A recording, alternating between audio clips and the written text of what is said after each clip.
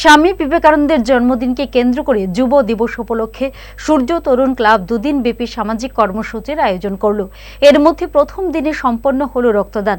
মহতী এই উদ্যোগে প্রধান অতিথি হিসেবে উপস্থিত ছিলেন আগরতলা পুর নিগমের মেয়র তথা বিধায়ক দীপক মজুমদার।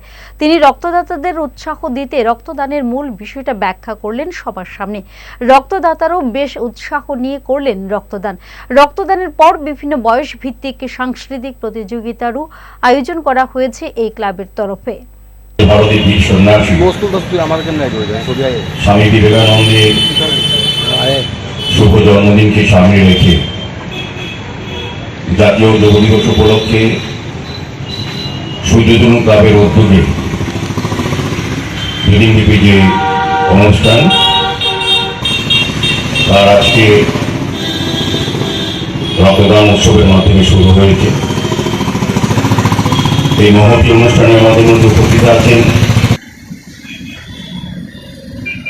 বিবেকানন্দের আদর্শে অনুপ্রাণিত হয়ে আমরা সারা ভারতবর্ষের সমস্ত যুব সমাজ গঠন রাষ্ট্র গঠন আমরা এগিয়ে এসেছি এবং আমরা লক্ষ্য করেছি তখন স্বাধীনতার সময় যুবকরা ছিল একটা চালিকা শক্তি স্বাধীনতা আন্দোলন।